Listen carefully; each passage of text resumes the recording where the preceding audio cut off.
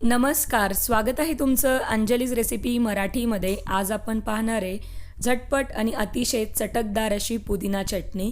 ही चटणी ढोकळ्याबरोबर, सँडविचबरोबर, याचबरोबर कुठल्याही चाटमध्ये तुम्ही वापरू शकता आणि फ्रीझरमध्ये सुद्धा आठवडाभरासाठी साठवून ठेवू शकता. तर चला पुदिना चटणी कशी बनवायची ते पाहूया. तर यासाठी आपण मिक्सरच्या भांड्यामध्ये एका छोट्या वाटीने शेंगदाणे घेतलेत. शेंगदाण्याच्या ऐवजी डाळवंसुद्धा वापरू शकता. चवीनुसार मीठ आणि अर्धा चमचा जिरं वापरायचं आहे. आता यातच आपण पाव चमचा साखर टाकली आहे.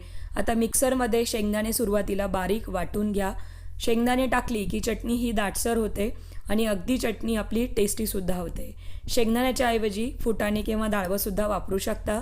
आता यामध्ये अर्धी वाटी पुदिना व्यवस्थित साफ करून त्याची पानं स्वच्छ धुवून घेतलेली आहेत. शक्यतो पुदिना एकदम फ्रेश वापरा, त्याचा फ्लेवर खूप छान येतो.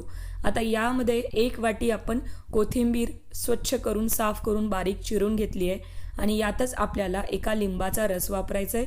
लिंबाचा रस वापरला की पुदिना चटणीचा जो कलर आहे तो गडद येतो आणि चटणीची टेस्टसुद्धा जास्त वाढते. आता यामध्ये आपण साधारणतः 2 ते 3 हिरव्या मिरच्या चवीनुसार आणि थोडंसं 2 ते 3 चमचे पाणी, चटणी थोडीशी पातळ होण्यासाठी. आता मिक्सरमध्ये असं बारीक वाटून घ्या. तुम्ही बघू शकता अगदी दाटसर चटणी झाली आहे आणि अगदी गडदसुद्धा कलर आलेला आहे. तर चटणीमध्ये लिंबू पिळला की चटणी थोड्या वेळानंतर काळीसुद्धा पडत नाही. तुम्ही हे एअरटाईट कंटेनरमध्ये फ्रीझरमध्ये ठेवू शकता. आठवडाभर व्यवस्थित टिकते. कुठल्याही चाटसोबत या चटणीचा आस्वाद घेऊ शकता. तर उन्हाळ्यामध्ये हमखास एखाद्या बिर्याणीसोबतसुद्धा ही चटणी बनवून पहा, तुम्हाला नक्की आवडेल. तर अशी ही थंडगार कोथिंबीर आणि पुदिना चटणी तयार. रेसिपी आवडली असेल तर लाईक, शेअर आणि चॅनलला आपल्या सबस्क्राईब करा.